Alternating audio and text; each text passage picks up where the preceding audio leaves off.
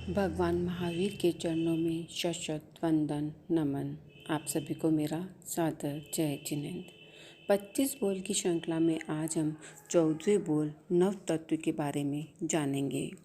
14वें बोले नव तत्व के 115 भेद। नव तत्व 9 है। पहला जीव, दूसरा अजीव, तीसरा पुण्य, चौथा पाप, पांचवा आश्रव, छठा संवर, सातवां निर्जरा, आठवां बंध, नौवां मोक्ष। और जीव के 14 भेद हैं, अजीव के 14, पुण्य के 9, पाप के 18 भेद, आश्रव के 20, संवर के 20, निर्जरा के 12, बंध के 4, मोक्ष के 4 भेद हैं। कुल मिलाकर नव तत्व के 115 भेद हैं। नव तत्व तत्व का अर्थ है पदार्थ का स्वरूप। पदार्थ का वास्तविक स्वरूप तत्व कहलाता है, जैसे जल का जलत्व, अग्नि का अग्नित्व, जीव का जीवत्व आदि। जैन दर्शन में तत्वों का बहुत महत्व है। बिना तत्व की जानकारी हुए कोई जीव सही गलत मार्ग का निर्णय नहीं कर सकता है, धर्म का पूर्ण रूपेण पालन नहीं कर सकता है, मुक्ति प्राप्त नहीं कर सकता है। पदार्थ का जो सार है उसे तत्व कहते हैं। कभी नाश न होने वाला पदार्थ तत्व है। यह 14 बोल संस्कृत से संबंधित है। तत्वों पर श्रद्धा रखना ही सम्यक दर्शन है। जैन सिद्धांत के अनुसार संसार में जितने भी तत्व हैं वे सभी नव तत्व के अंतर्गत होते हैं।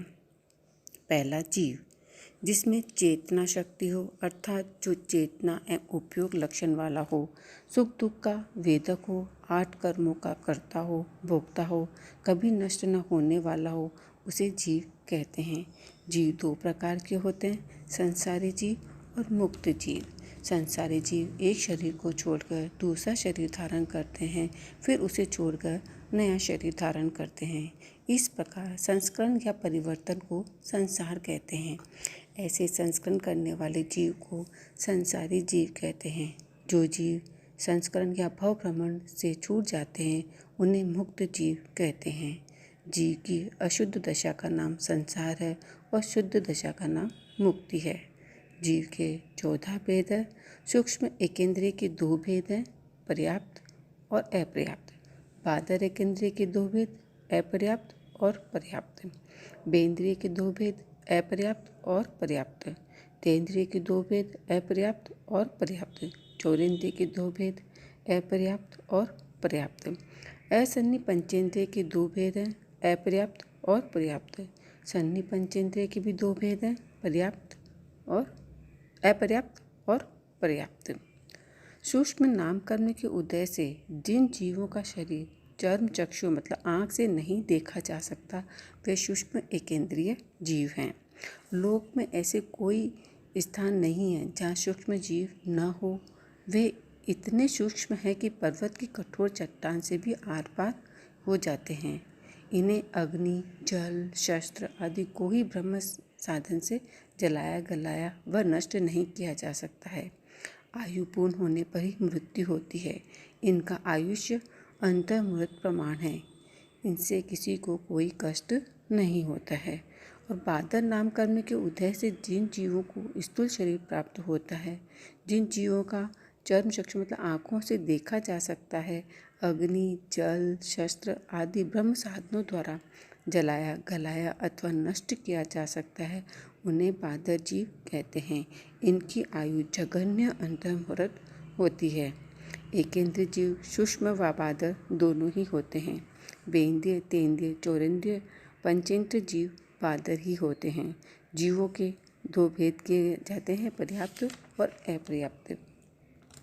मतलब जिन जीवों को जितनी पर्याप्ति ग्रहण होती है उतनी पर्याप्ति यदि वह पूर्ण कर लेता है तो उसे पर्याप्त कहते हैं। यदि वह उन पर्याप्ति को पूर्ण नहीं कर पाता है और मृत्यु हो जाती है तो वह अपर्याप्त कहलाता है। संगी, जिनके मन होता है वह संगी कहलाता है। जो गर्भ से उत्पन्न होता है वह संगी कहलाता है। मन पंचेंद्रिय जीवों के ही होता है। और असंगी, जिनके मन नहीं होता वह असंगी कहलाते हैं। एकेंद्रिय से लेकर चौरेंद्रिय तक के सभी जीव असंगी जीव होते हैं। इनके मन नहीं होता है। पंचेंद्रिय जीव संगी व असंगी दोनों ही होते हैं। दूसरा आता है अजीव। अजीव के भी 14 भेद हैं। जो सर्वथा चेतना शून्य हो उसे अजीव कहते हैं। अजीव के 2 प्रकार है, अरूपी अजीव और रूपी अजीव। जिसका रूप नहीं है वह अरूपी है, जो रूप रहित है वह रूपी है, रूप सहित है वह रूपी है। अरूपी के 10 भेद हैं। धर्मास्तिकाय पहला, दूसरा धर्मास्तिकाय का देश, तीसरा अधर्मास्तिकाय का प्रदेश, चौथा अधर्मास्तिकाय, पांचवा अधर्मास्तिकाय का देश, छठा अधर्मास्तिकाय का प्रदेश, सातवां आकाशास्तिकाय, आठवां आकाशास्तिकाय का देश, नौवां आकाशास्तिकाय का प्रदेश, 10वां काल। रूपी के 4 भेद है, स्कंद, स्कंद का देश, स्कंद का प्रदेश और चौथा परमाणु पुत्कर। जिसमें वर्ण, गंध, रस, स्पर्श और संस्थान पाए जाते हैं उन्हें रूपी अजीव कहते हैं। जिनमें ये नहीं पाए जाते उन अजीव पदार्थों को अरूपी अजीव कहते हैं। 14 भेदों में से प्रारंभ के 10 भेद अरूपी के हैं और बाद के 4 भेद रूपी के हैं। पहला, धर्मास्तिकाय। जीव व पुद्गल जिस द्रव्य को की सहायता से हलन चलन करते हैं उस द्रव्य का नाम धर्मास्तिकाय है। धर्मास्तिकाय का लक्षण गति में सहायक होता है।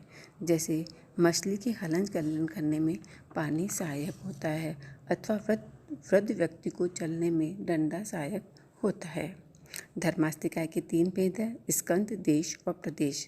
अखंड संपूर्ण वस्तु को स्कंद कहते हैं, स्कंद के भाग को देश कहते हैं और सबसे छोटे अंश को प्रदेश कहते हैं। धर्मास्तिकाय के देश प्रदेश केवल बुद्धि कल्पित है। वस्तु स्थिति में धर्मास्तिकाय एक अखंड द्रव्य है। बुद्धि कल्पित होने के कारण देश प्रदेश का व्यवहार होता है। अधर्मास्तिकाय। जीव व पुद्गलों की स्थिति में सहायक होने वाला तत्व अधर्मास्तिकाय कहलाता है। जैसे वृक्ष की छाया पत्ती के ठहरने के निमित्त का कारण होती है, वह अधर्मास्तिकाय के 3 ही भेद है, स्कंद, देश और प्रदेश। आकाशास्तिकाय। अवगाह प्रदान करना, स्थान देना आकाश का लक्षण है। जो सभी द्रव्यों को स्थान देता है वह आकाशास्तिकाय है। जैसे दूध शक्कर को, पानी नमक को, भीत खूंटी को स्थान देती है। इसी प्रकार आकाशास्तिकाय के भी 3 भेद हैं। आकाशास्तिकाय के भी 3 भेद हैं, स्कंद, देश और प्रदेश। काल।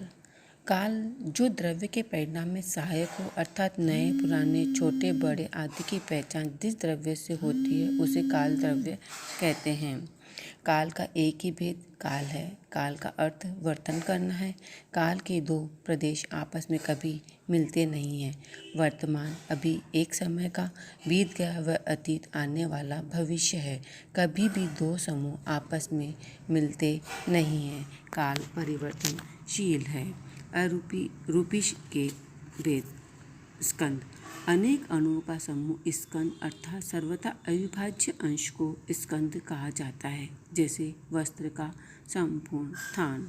देश वस्तु का बुद्धि कल्पित भाग या एक हिस्सा देश कहलाता है। जैसे वस्त्र का कोई भाग हिस्सा, जैसे 5 मीटर 10 मीटर वस्त्र आदि।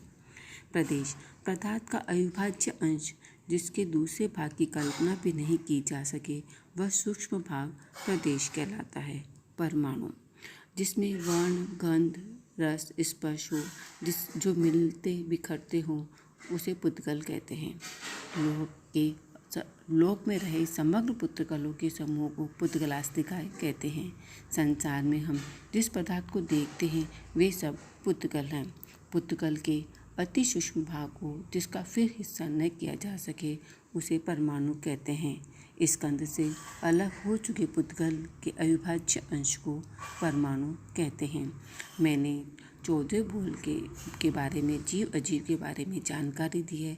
इसमें कोई गलती हो तो मुझे क्षमा करें। तस्य मिच्छामि दुक्कडम्।